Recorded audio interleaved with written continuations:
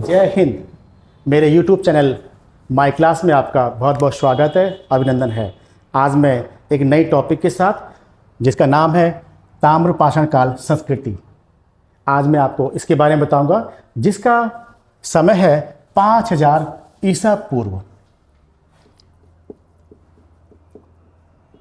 ये मैंने यहाँ पे लिख दिया है 5000 ईसा पूर्व।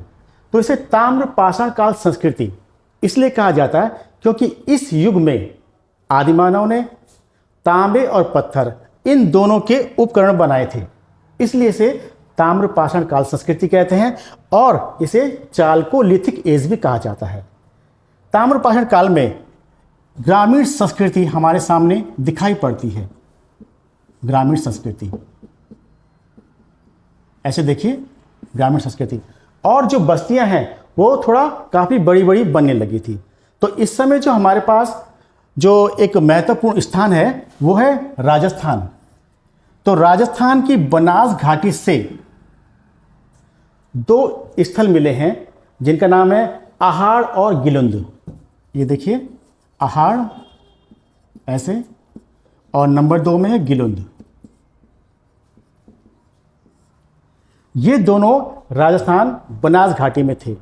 यहाँ से अनुसंधानकर्ताओं को बड़ी बड़ी बस्ती होने के प्रमाण मिले हैं और यहाँ पर खेती बाड़ी के प्रमाण भी मिले हैं। इतना ही नहीं, यहाँ पर तांबे के औजार और उपकरण बनाए जाते थे, जैसे तांबे की कुल्हाड़ी, तांबे की सुई और तांबे का सुआ, जो कि मछली के जाल को बुनने के काम आता था। ये लिखिए सुआ, इस तरीके से देखिए आप, ये और तांबे की कुल्हाड़ी ऐसे लिख दिया मैंने यहाँ पर आपको बताने के लिए। ये यहाँ पर पे इस समय कृषि व्यवस्था शुरू हो गई थी, जिसमें फसल के रूप में गेहूँ, चना और आपका मूंग, मसूर, इसकी खेती शुरू हो गई थी। पशुपालन भी था और जो पशुपालन के बारे में मैं आपको बताऊंगा कि जो हमें जीवाश्म मिले हैं, फोसिल मिले हैं, उसी के आधार पर हम कह सकते हैं कि यहाँ पर किन किन पशुओं को वो पालते थे या किन पशुओं के बारे में वो जानते थे। ठीक है, अब हम देखते हैं इनकी बस्तियां कहाँ कहाँ पर थी। देखिए राजस्थान में तो मैंने आपको बता दिया अहाड़ और गिलुंद। अब देखिए मध्य प्रदेश में कायथा है, एरण है, नवदा टोली है और महाराष्ट्र में नेवासा है, नासिक है, जोरबे है, दाइमाबाद है। यहाँ पर ताम्रपाषाण काल का मनुष्य रहता था। अब हम यहाँ पे देखते हैं कि जैसे ही राजस्थान है बनास घाटी, तो यहाँ पर तांबे के बहुत बड़े कारखाने थे और इन कारखानों से जो उपकरण बनाए जाते थे उन्हें दक्षिण भारत में भेजा जाता था। यानी व्यापारी लोग यहाँ पर इनको लेकर के आते थे, जिससे एक इनका व्यापार भी था। अब हम ये देखते हैं कि मध्य प्रदेश कायथा, तो कायथा, एरण और नवदा टोली, यहाँ से हमें मिट्टी के बर्तन बनाने की जानकारी मिलती है। मिट्टी के बर्तन बनाने की जानकारी मिलती है। कुम्हार के चाक का प्रयोग यहीं पर हो गया था और इन बर्तनों पर चित्रकारी एवं इसके साथ ही इनको लाल और काले रंग से, लाल और काले रंग से इस पर पॉलिश भी की जाती थी। ये दिखने में भी बहुत ज़्यादा खूबसूरत हो जाते थे। फिर ये देखिए एरण से भी हमें कृषि जीवन के बारे में पता चलता है। नवदा टोली है, नवदा टोली से भी हमें ताम्रपाषाण काल के मानव के बारे में पता चलता है। फिर हम यहाँ देखते हैं नेवासा, नासिक या जोरबे, दाइमाबाद, इन जगहों पर भी मानव की बस्तियों होने के प्रमाण मिलते हैं और मानव की बस्ती के प्रमाण के साथ साथ ये भी हमें यहाँ पर जानकारी मिलती है कि इस समय आदि मानव ने, ये जो हमारे पूर्वज हैं, इन्होंने सूत काटने की जो कला है वो सीख ली थी और तकली से, मैं यहाँ पे लिख देता हूँ तकली से ये ऊन काटते थे, सूत बनाते थे और कपड़ा बुनने की कला भी ये लोग सीख गए थे। जैसे आप जानते हैं कि पशुपालन इस समय था और इन्होंने भेड़ बकरियों का पालन किया, उन्हीं की ऊन से इन्होंने कपड़े तैयार किए। तांबे के उसमें हमको कुछ आभूषण भी मिलते हैं, गहने, जैसे कि अंगूठी है, चूड़ियाँ हैं और कई हमें तांबे के ऐसे सामान मिलते हैं। कुछ बर्तन भी हैं जो ये आप रोज़मर्रा के जीवन में इनका प्रयोग किया करते थे। अब हम यहाँ देखते हैं कि दक्षिण भारत में जो नेवासा है और जोरवे है, इन जगहों पर यह भी देखा जाता है कि कपास का उत्पादन किया जाता था। कपास, और कपास से जो रुई निकलती थी, तैयार होती थी, उससे इन्होंने कपड़ा भी तैयार किया।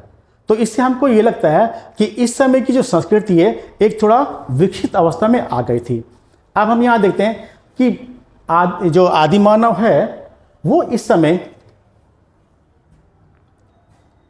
आप देखते हैं कि उन्होंने अपने घर पर तंदूर है, जो इसके देखिए तंदूर, अनुसंधानकर्ताओं को तंदूर होने के प्रमाण मिले हैं।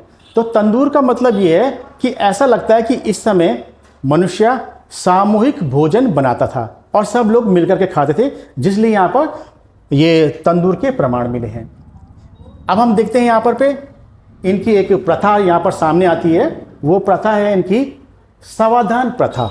ऐसे लिखते हैं सावधान, मैं यहीं पे लिख देता हूँ सावधान प्रथा।